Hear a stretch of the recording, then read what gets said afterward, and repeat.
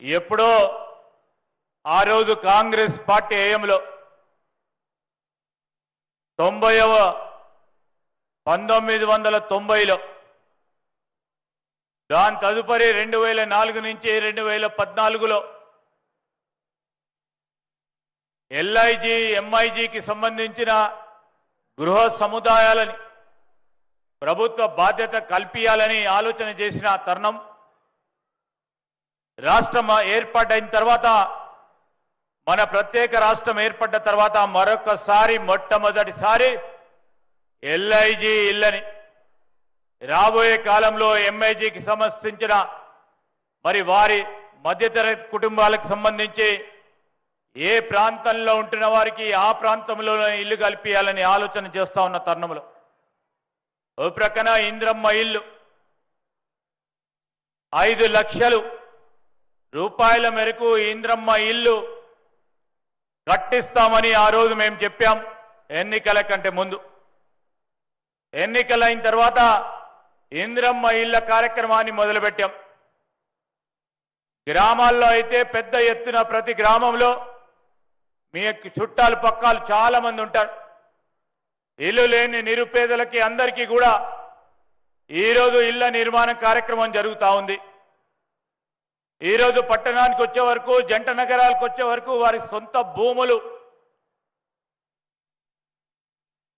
దొరకవు గనుక కొందామన్నా అతి ఖరీదైన భూమి విలువ ఉంది కనుక మరి ఈ వర్గాలకు సంబంధించిన వారు ఇల్లు కట్టుకోవటానికి ఇళ్ల స్థలాలు సేకరించలేకపోతా ఉన్న తరుణంలో ప్రభుత్వం ఈ విధంగా ప్రభుత్వానికి సంబంధించిన స్థలాలను సేకరించి ఈరోజు గృహ నిర్మాణాలు చేపడతా ఉంది.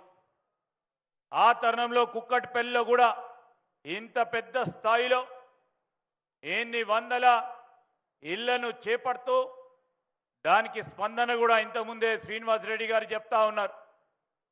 పెద్ద ఎత్తున ఈరోజు greater Hyderabad municipal corporation, Cyberabad municipal corporation, అదేవిధంగా మల్కాజిగిరి మున్సిపల్ కార్పొరేషన్ పరిధిలో ఉన్న ఈ వర్గాలకు సంబంధించిన వారు అనేక మంది దరఖాస్తులు చేసుకుంటా ఉన్నారు.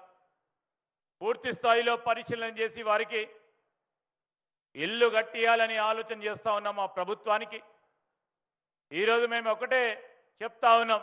చాలామంది చెప్తా ఉన్నారు 6 గ్యారెంటీలది ఏమైంది అని మాట్లాడుతూ ఉన్న వారికి ఒకటి తర్వాత ఒకటి ఈ 6 గ్యారెంటీలో భాగంగానే ఇంద్రమ్మ ఇల్లున్నాయి. ఆ ఇంద్రమ్మ ఇల్లు నిరుపేద ఇల్లు లేని వారు గుడిసెల్లో ఉంటున్న వారికి దఫ్షల వారిగా ఇళ్ల కల్పన చేస్తూ ఉన్నాం. మీరు చూసి మాట్లాడాల్సిందిగా వారిని కూడా కోరుతా ఉన్నాం. ఈ సందర్భంలో ఇంత మంచి కార్యక్రమం కుక్కట్పల్లి అంటే అనేక ప్రాంతాల నుంచి వచ్చి ఇక్కడ స్థిరపడతా ఉంటారు. చాలా డెన్సిటీ ఉన్న ప్రాంతం. జనాలు అన్ని ప్రాంతాల నుంచి వస్తున్న వారికి ఇక్కడ స్థిరపడ్డ వారికి ఇల్లు కల్పించాలని సంకల్పన చేస్తూ ముందుకు పోతా ఉన్న మా ప్రభుత్వానికి ఇదే విధంగా ఆశీర్వాదం ఇవ్వాలని అనుకున్న సమయంలో గృహ నిర్మాణాలు చేసి మీరందరూ కూడా గృహ ప్రవేశాలకి మరొక్కసారి మన ముఖ్యమంత్రి రేవంత్ రెడ్డి గారు కూడా రావటం జరుగుతుందని మనవి చేస్తూ సెలవు తీసుకుంటా ఉన్నా. జై హింద్, జై తెలంగాణ. ధన్యవాదాలు సార్.